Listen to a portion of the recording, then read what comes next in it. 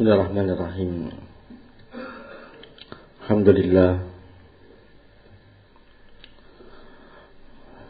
Wassalatu wassalamu ala Rasulillah wa ala alihi wa sahbihi man wala. Wala hawla wala quwwata illa billah, ma ba'd. Qala Allah Ta'ala: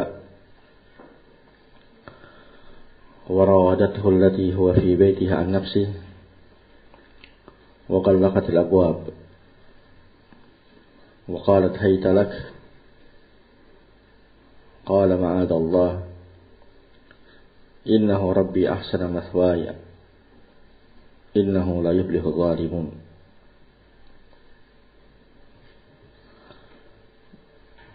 Wa rawadathu, rawada dari ar-rawd, sebagian tafsir disebutkan adalah al-iradah wa talab bil-rifqi wal-lin. Ar-rawd yani al-iradah wa talab, ya, keinginan dan permintaan, bil-rifqi wal-lin, dengan lemah lembut.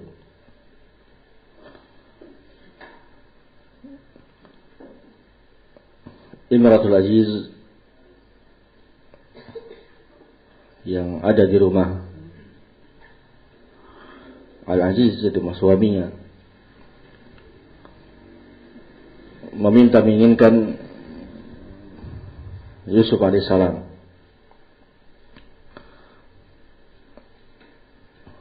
Rawada an-nafsi, jadi menginginkannya, menggodanya.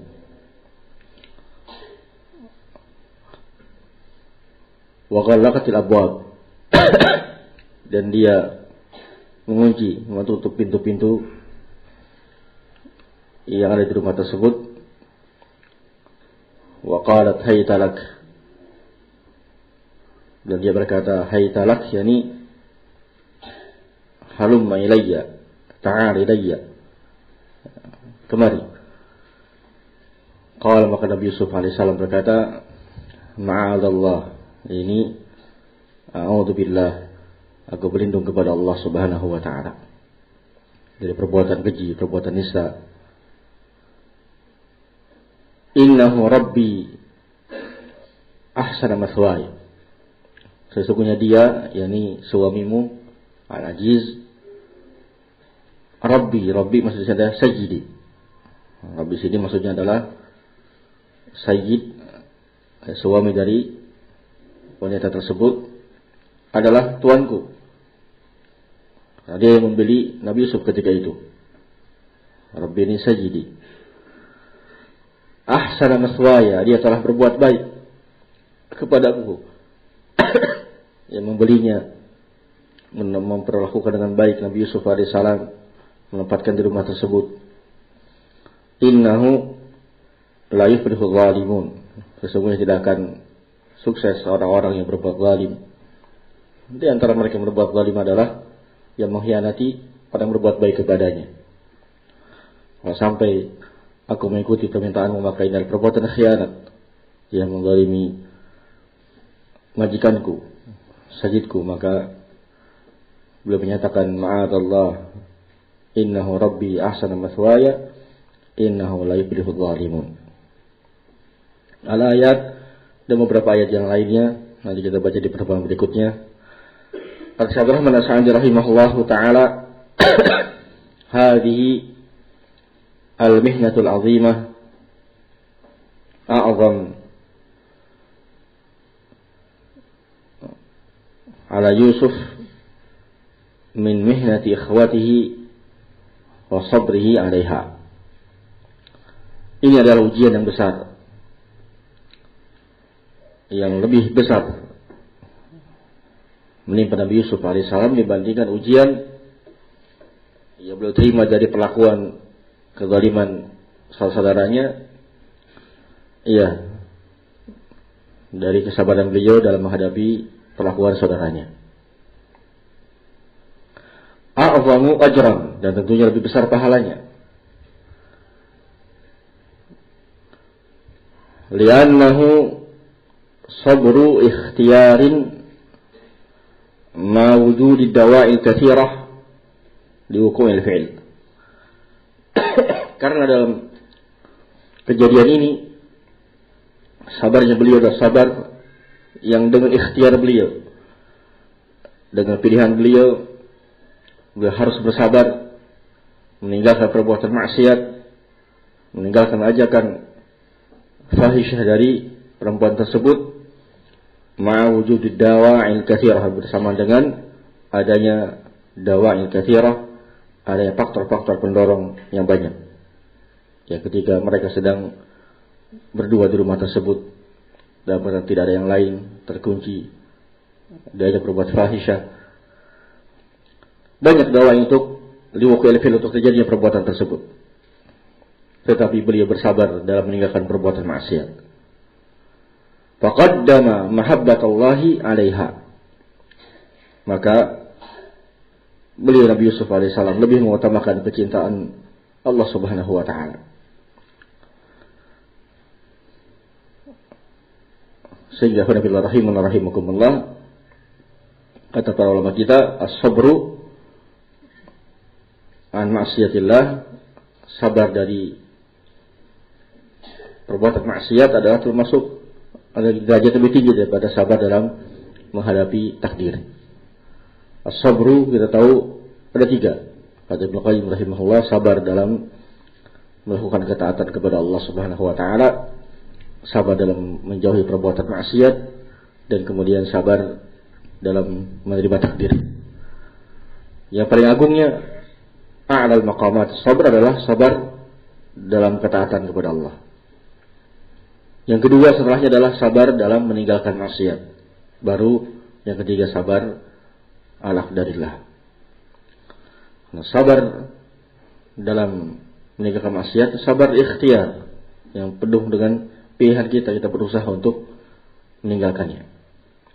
Berbeda kata beliau, wa ma mihnatuhu bi ikhwatihi, adapun sabarnya Nabi Yusuf alaihissalam akan perlakuan saudara-saudaranya adalah fasabruhu sabru ittirar.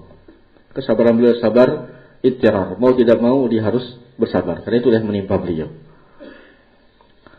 Bi manzilatil amrad wal makarih allati tusibu al-'abda bighairi ikhtiyari, seperti kedudukan sakit penyakit-penyakit atau perkara-perkara lain, musibah yang menimpa seseorang yang tidak punya pilihan dia kecuali harus menerimanya, sehingga dia harus bersabar dengan sabar ittirar. Wa laisa lahu malja ila sabr 'alaiha. Peristiwa-peristiwa tersebut, penyakit-penyakit, bencana-bencana, musibah-musibah yang terjadi dengan tanpa ikhtiarnya, pilihannya, tidak ada jalan bagi dia kecuali sabar. Senang atau enggak senang, dia harus sabar. Ini sabar al-aqdarillah. Sehingga tingkatan pertama adalah sabar dalam melakukan ketaatan, yang kedua adalah sabar dalam meninggalkan maksiat, yang ketiga baru derajat yang ketiga sabar dalam menghadapi menerima takdir. Qala kata beliau, wa dzalika anna Yusuf alaihi salatu wassalam baqiya mukarraman fi baitil aziz. Beliau Nabi Yusuf alaihi salam tinggal dalam keadaan dimuliakan di Bait al-Aziz, tuan yang membeli beliau di masjid tadi. Wa kana lahu min al-jamal wal kamal wal baha ma ujaba dzalik an rawadathu allati huwa fi baitiha an nafsi. Dan beliau memiliki ketampanan, kesempurnaan, keindahan tubuh yang menyebabkan istri Al-Aziz menginginkannya.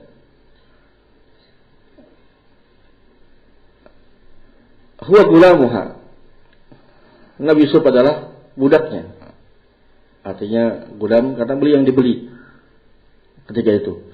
Dalam ayat sebelumnya, wa tahta tadbiriha, beliau di bawah pengaturan dia. Wal maskan wahid, dalam keadaan tempat tinggal sama satu, sehingga yatayassar iqaul amri makruh min ghairi su'uri ahadin wal ihsasi basharin. sehingga sangat mudah terjadi perkara tersebut, perbuatan nisa tersebut, fahisyah tersebut, tanpa ada orang merasa, ia sadar, tanpa ada manusia yang mengira terjadi perbuatan tersebut. Wa zadatil musibah, dan bertambah lagi musibah yang menimpa beliau, bi an ghallaqat al-abwab, ia dengan wanita tersebut menutup pintu-pintu. Wa shara al-mahallu khaliyan, sehingga tersebut kosong, sepi. Wa hum aminan min duhuri ahadin alaihima bisababi taqliqil abwab, sehingga keduanya aman dari masuknya orang lain dengan sebab kunci pintu-pintu tersebut.